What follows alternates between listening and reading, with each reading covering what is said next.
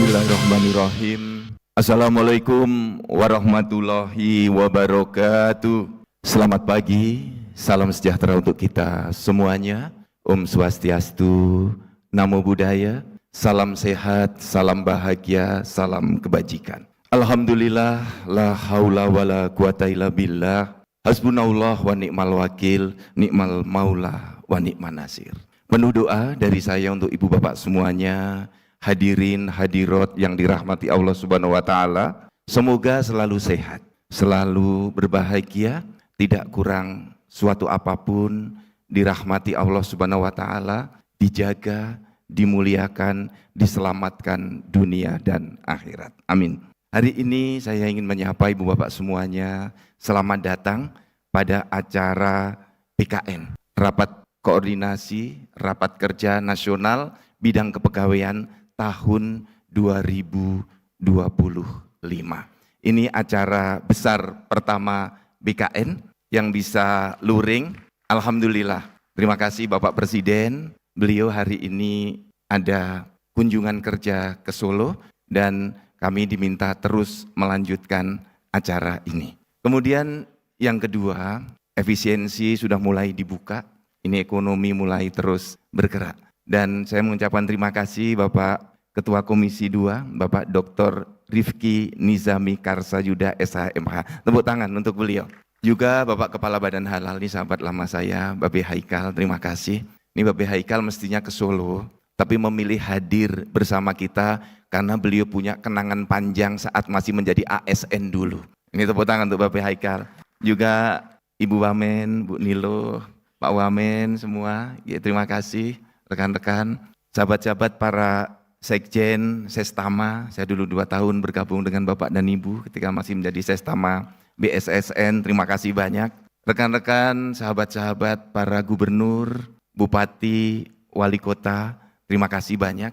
Ini memiliki peran besar untuk mengelola ASN dan rekan-rekan semuanya, para pengelola kepegawaian, Biro SDM, Kepala BKD, BKP SDM, BKPP, ataupun dengan nama lainnya. Selamat datang, selamat bertemu, selamat berdialog, berdiskusi, mencari solusi untuk bagaimana asta-cita Bapak Presiden bisa kita wujudkan. Waktunya tinggal 4 tahun lagi.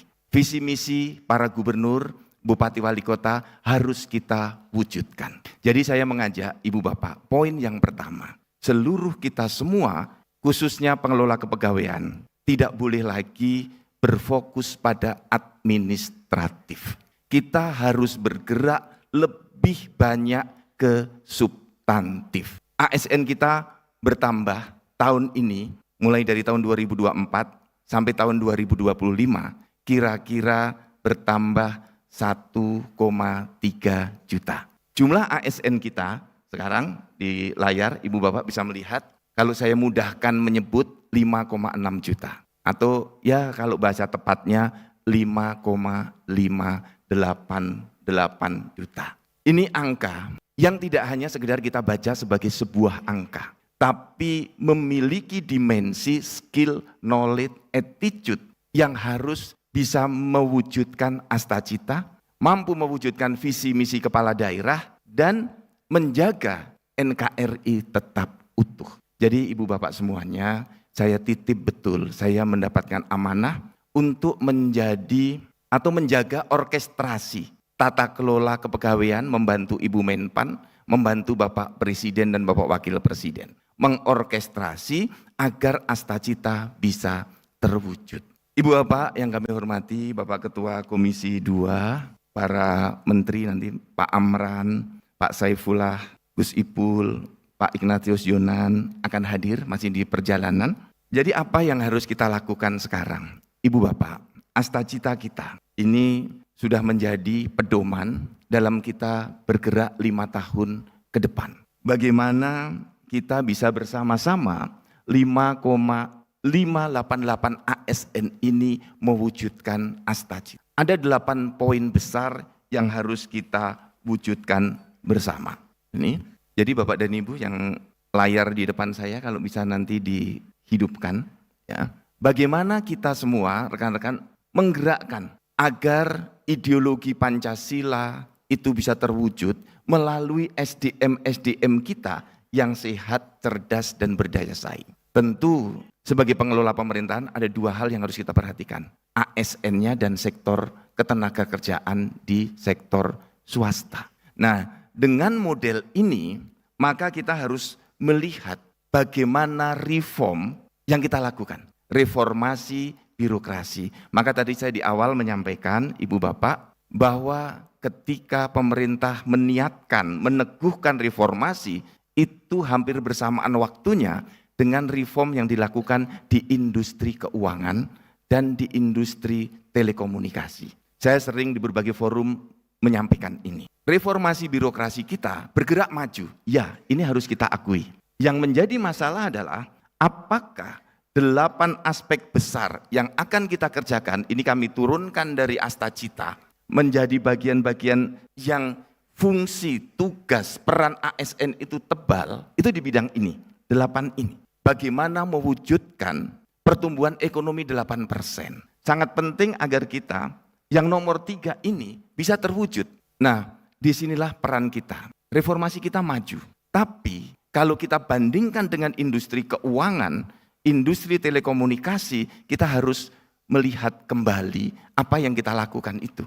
Tentu pendekatan besarnya, Ibu Bapak, ketika kita mereform harus menggunakan 3 semangat besar ini. Pertama, reformasi harus semakin melindungi. Melindungi siapa? Melindungi ASN dan melindungi masyarakat. Jadi kita yang ada di sini adalah desainer kebijakan. Banyak para sekjen, rekan-rekan para gubernur, rekan-rekan eselon 1, Bapak Ibu, para menteri, kita adalah desainer kebijakan. Tapi di satu sisi juga implementator kebijakan.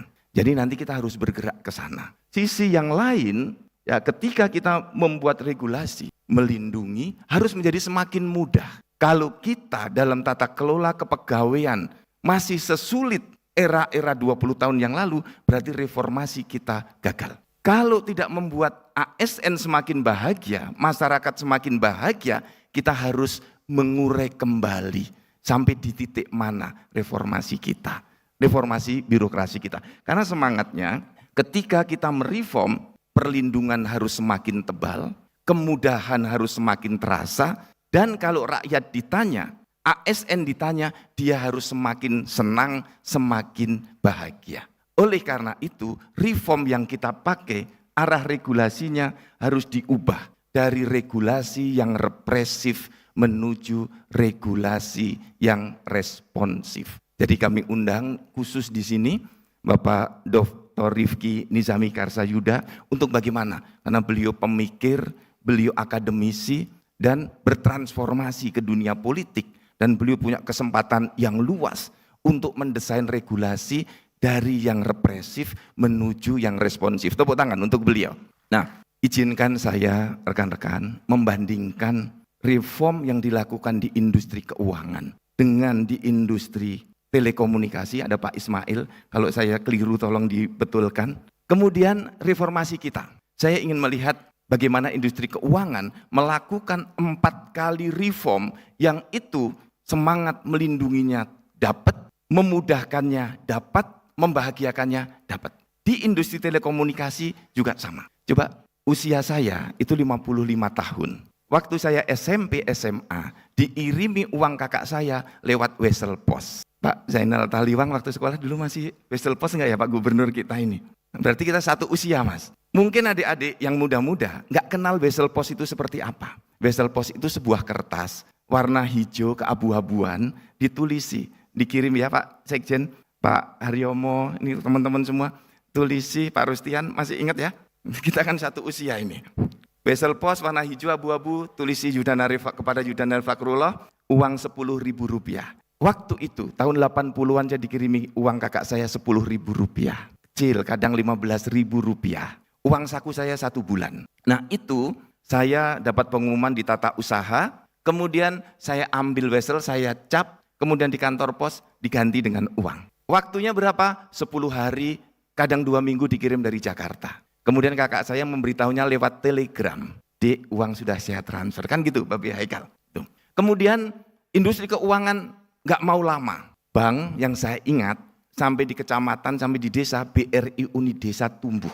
Maka dikirimlah uang tadi lewat konter bank BRI. Tapi saya ngambil uangnya harus di bank. Lebih cepat, 3 hari, 2 hari. Jadi transformasi dari Wesel ke konter bank, lebih cepat. Bank tidak berhenti di situ membuat ATM tahun 80-an, 90-an. Mulai real time. Tapi kita harus keluar rumah kalau hujan nunggu reda.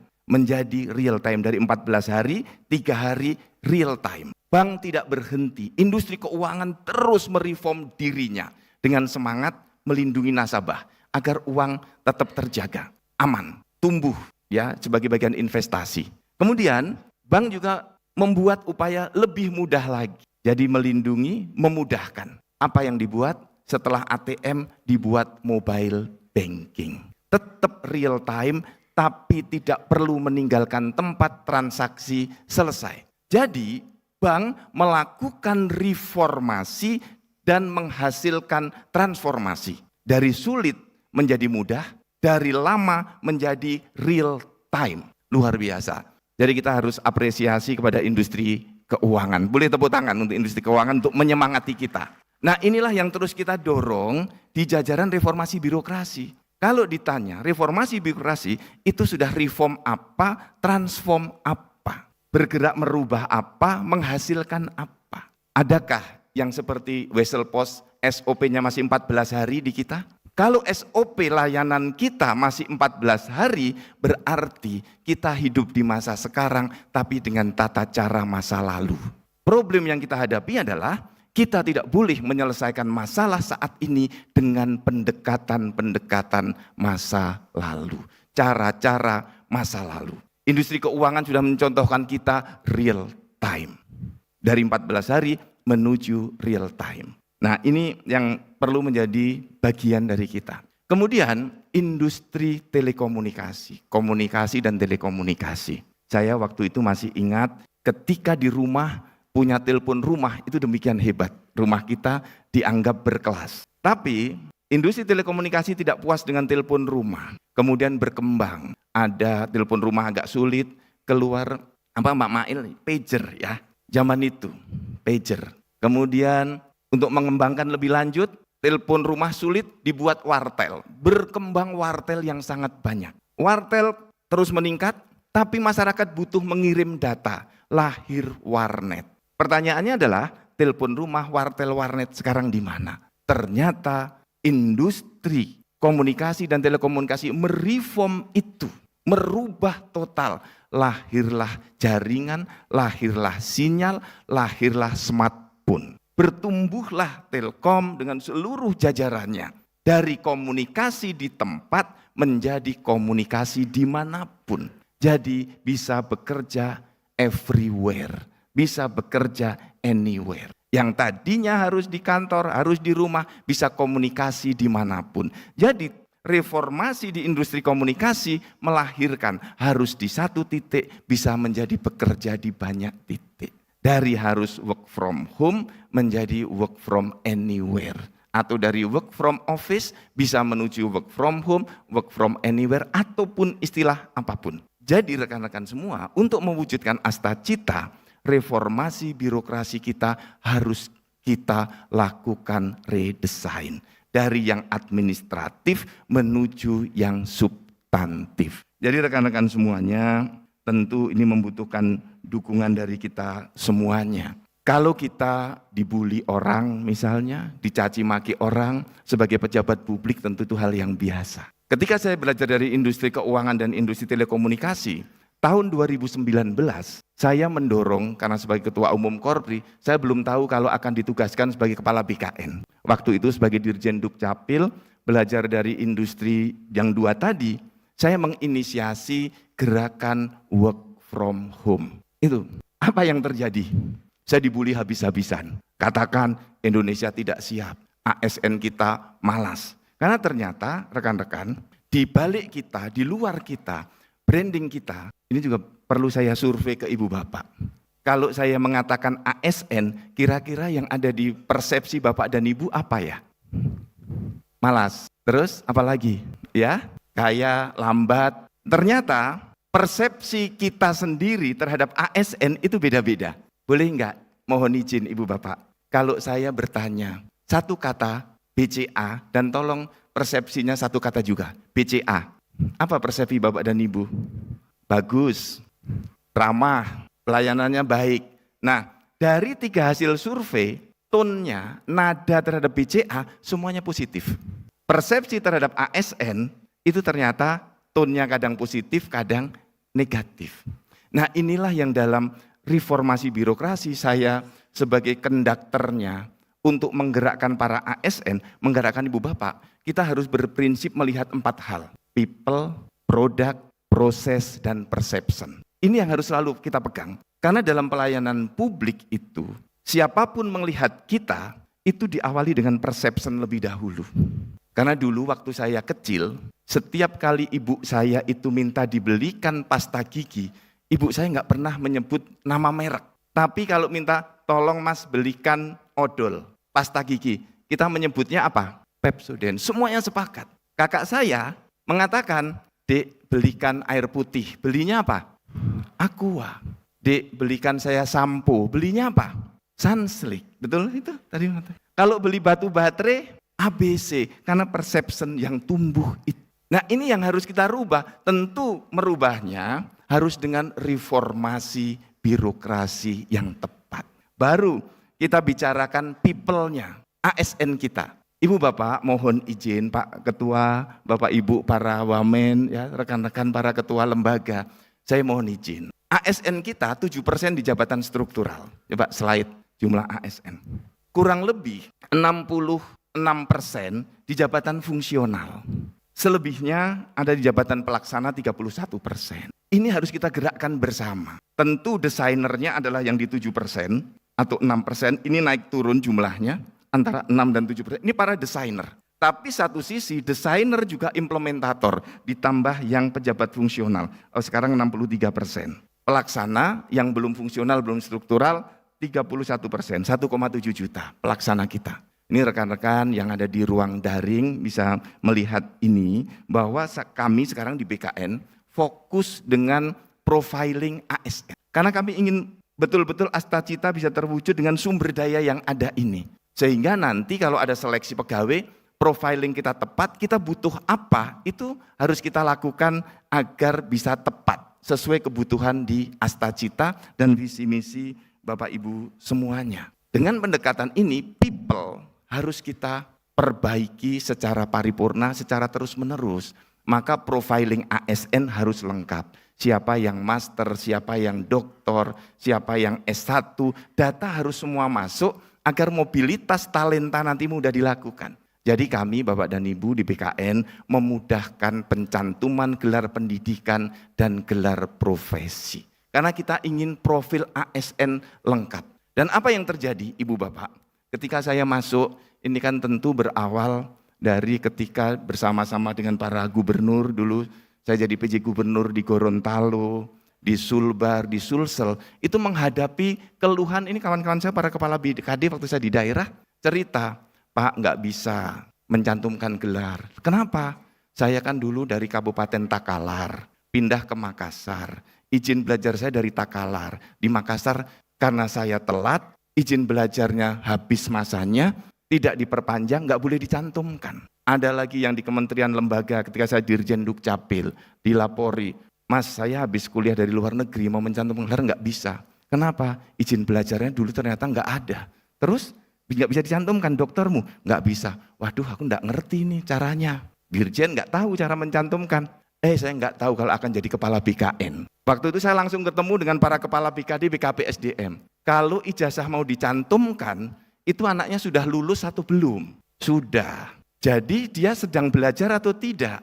Sudah tidak belajar, kan gitu Pak Bupati.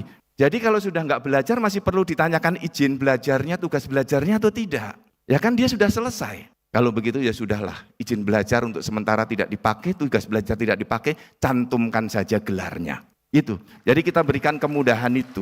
Saya berpikir logis, berpikir sederhana, jangan kita membuat persyaratan yang berulang-ulang. Nah, timbul protes pada saya, Pak, nanti kan anaknya pada nggak ngurus izin belajar semua.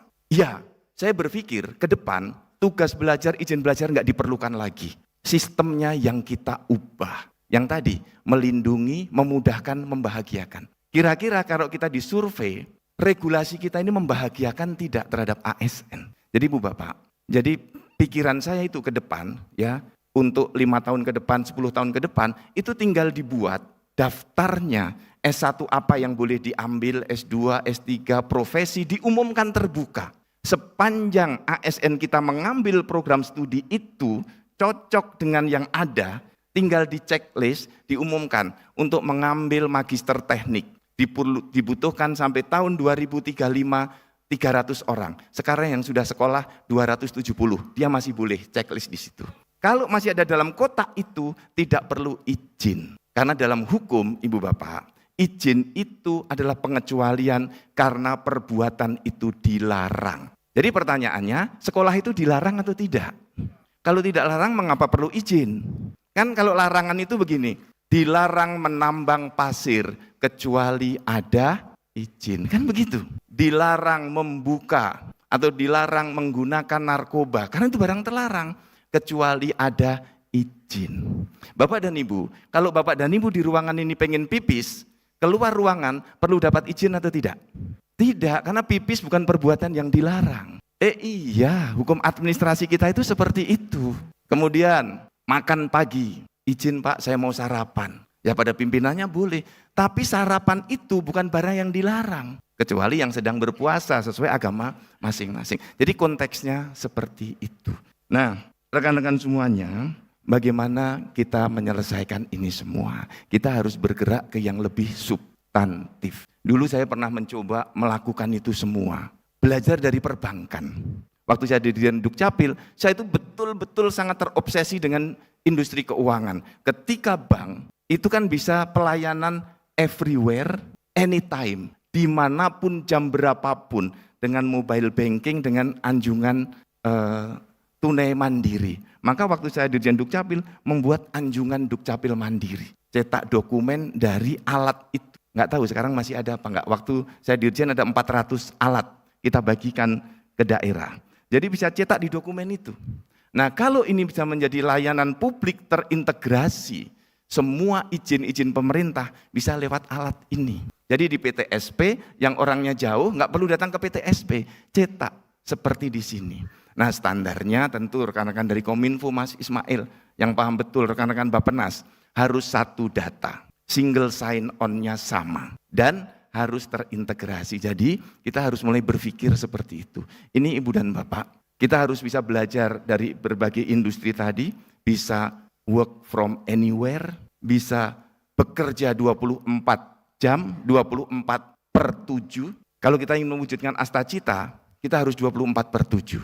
24 jam, 7 hari kita bekerja. Dan jangan ragu Ibu Bapak karena sistem kita sekarang sudah memungkinkan.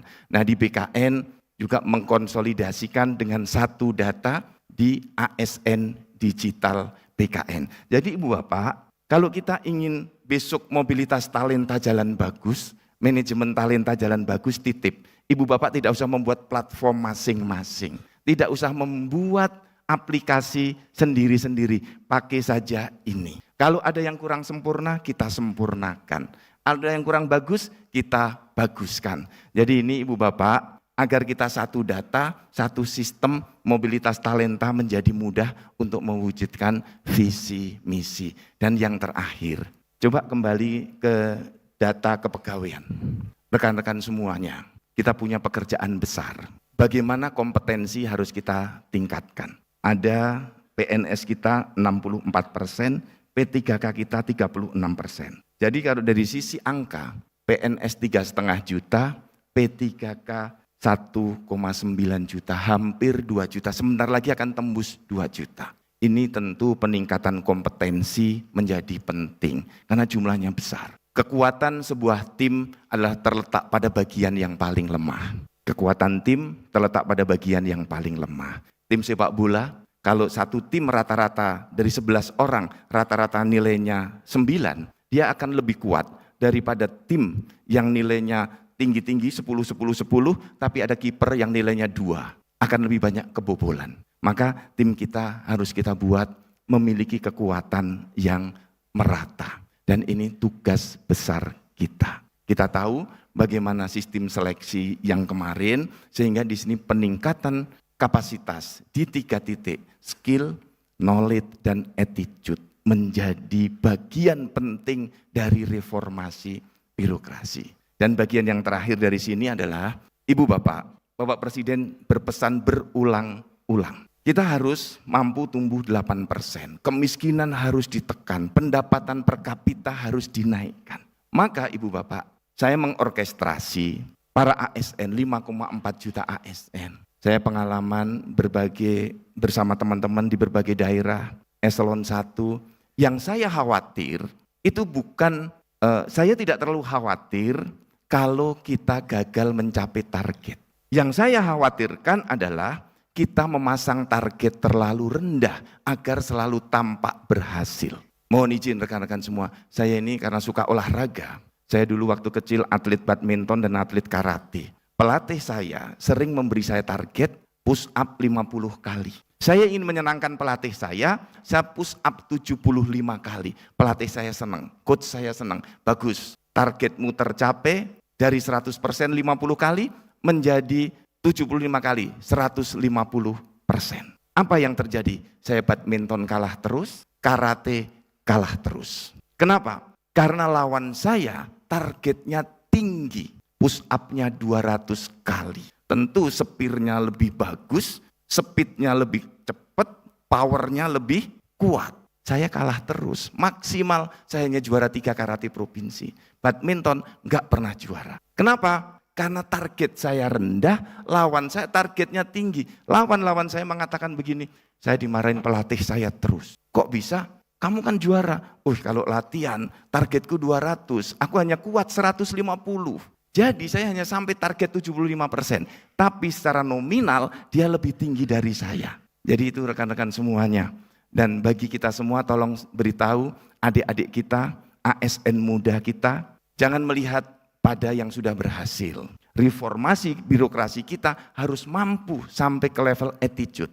Orang yang berhasil karena berdamai dengan kesulitan, berdamai dengan kesakitan, dan berdamai dengan kepedihan. Tidak ada atlet yang juara tanpa merasakan sakit. Latihan itu sakit semua. Lari, push up, dan seterusnya. Maka ASN kita kalau diberi tugas yang banyak, itu bagian pintu-pintu dari kesuksesan. Inilah esensi reformasi birokrasi itu. Ibu Bapak, sekali lagi terima kasih banyak. Mohon maaf lahir batin atas semua kekurangan. Dengan mengucap Bismillahirrahmanirrahim, rapat kerja, rapat koordinasi nasional kepegawaian tahun 2025 seizin Ibu Bapak semuanya secara resmi saya nyatakan dibuka.